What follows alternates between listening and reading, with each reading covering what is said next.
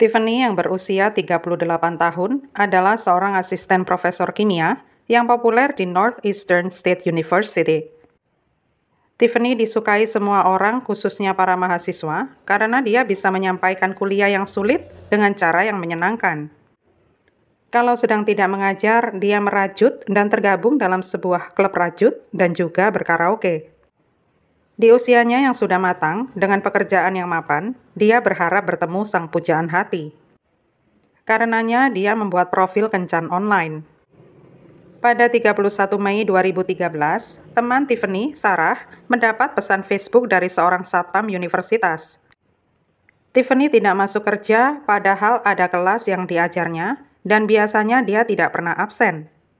Saat Sarah tiba di rumah Tiffany, dia melihat ada jelaga di jendela.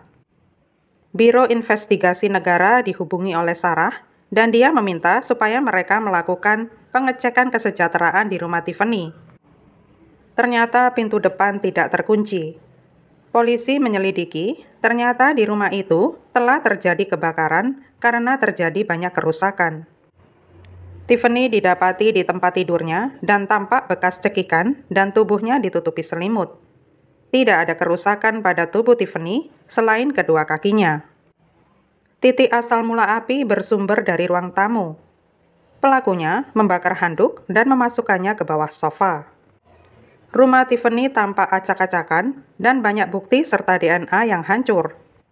Polisi mendapati banyak barang berharga yang hilang dari sana, seperti laptop pribadi, ponsel, TV, bahkan mobilnya. Berita pencarian atas Ford Fiesta merah tahun 2011 atas nama Tiffany segera disebarkan. Polisi menemui ibu Tiffany dan bertanya kapan dia terakhir bertemu dengan Tiffany. Dia mengatakan pada tanggal 26 Mei. Tiffany mengajak kedua orang tuanya menonton pertandingan bisbol, lalu menurunkan mereka di apartemen mereka di Tulsa, dan kemudian dia pulang ke rumahnya.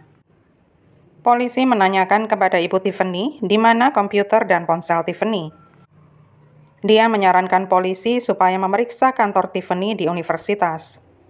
Polisi tidak berhasil menemukan komputer pribadinya, tetapi komputer kerjanya ada. Perizinan pengadilan turun atas pemeriksaan catatan telepon Tiffany. Hasil otopsi Tiffany menunjukkan bahwa dia sudah meninggal sebelum api dinyalakan, karena di paru-parunya tidak terdapat asap. Pemeriksa medis tidak dapat menentukan penyebab kematiannya.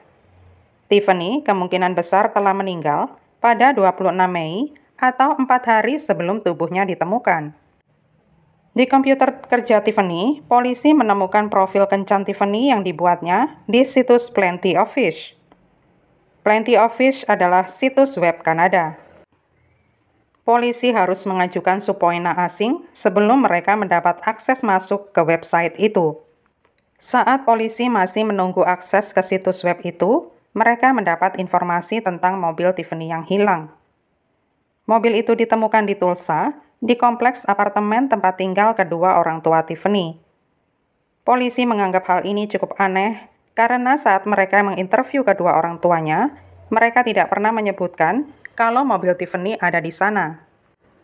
Tetapi polisi memutuskan bahwa kedua orang tua Tiffany tidak ada hubungannya dengan kematiannya.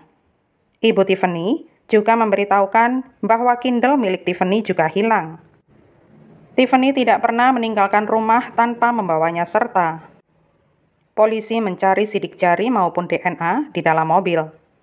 Polisi melihat bahwa kartu elektronik mobil yang ditempel di kaca depan telah dilepas karena meninggalkan residu lengket.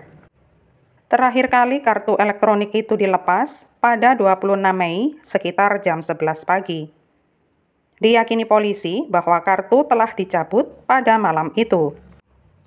Pihak polisi mendapat laporan dari website Plenty of Fish. Username Tiffany adalah Letters Babe yang dibuatnya pada awal Mei.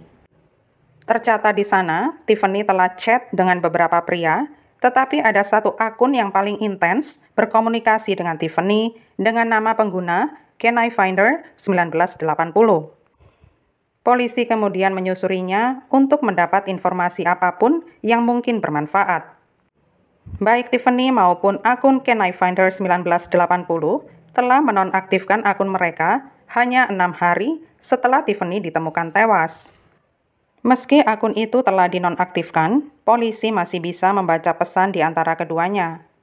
Tampak mereka berbicara dengan santai dan sesekali saling mengirim pesan genit.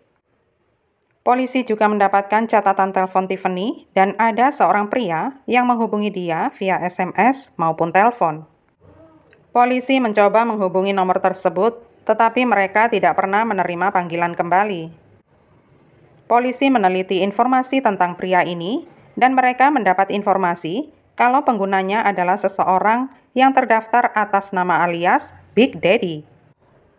Alamat terdaftar menunjukkan dia berdomisili di Tulsa, tetapi alamatnya membawa polisi pada gedung komersil kosong. Polisi tahu kalau orang tersebut berusaha mengaburkan jejaknya. Polisi mengetahui kalau barang-barang berharga Tiffany yang sudah tidak ada itu dalam status dicuri. Mereka pun bergerak ke Pegadaian karena pihak Pegadaian pasti membutuhkan nomor seri dan identifikasi. Salah satu agen khusus menghubungi Amazon untuk mendapatkan nomor seri Kindle milik Tiffany. Dari sana mereka tahu kalau akun Tiffany telah dinonaktifkan pada tanggal 28 Mei dan kemudian didaftarkan ulang ke Big Daddy hanya 3 menit setelahnya. Di sebuah pegadaian di Tulsa, terdapat sebuah Kindle yang hilang dengan nomor seri yang sama. Polisi akhirnya mendapat identitas yang mereka yakini sebagai Big Daddy. Dia adalah seorang pria bernama Joshua dan mereka juga mendapat tanggal lahir berikut alamatnya. Alamatnya berada di Broken Arrow, Oklahoma, dan hal inilah yang membuat polisi yakin kalau Joshua adalah Can I Find Her 1980. Latar belakang Joshua segera diselidiki.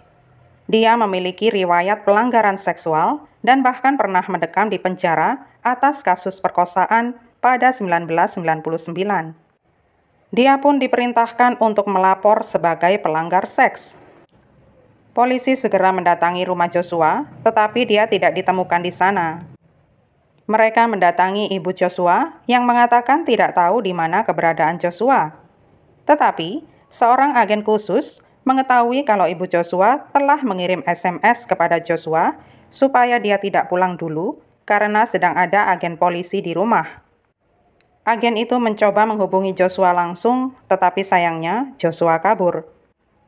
Pada 27 Juli 2013, seorang teman Joshua menelponnya dan dia mengatakan sedang berkemah sambil menunjukkan lokasinya. Polisi langsung mendatangi tempat itu dan berhasil menangkap Joshua. Di dalam tas punggung Joshua, polisi berhasil menemukan ponsel Tiffany. Joshua ngotot dirinya tidak bersalah. Tetapi, di dalam unit penyimpanan milik Joshua, polisi menemukan laptop, mesin karaoke, dan CD milik Tiffany. DNA Joshua juga ditemukan di spray Tiffany dan di setir mobilnya.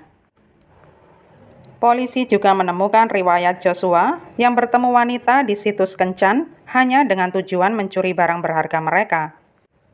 Pacar Joshua yang bernama Heather justru mengatakan bahwa Joshua mengakui kepadanya kalau dia membunuh Tiffany. Joshua mengatakan berhubungan badan dengan Tiffany, lalu memerasnya demi membayar servisnya itu. Dia mengatakan telah mencekik Tiffany memakai sarung bantal dan kemudian menyalakan api.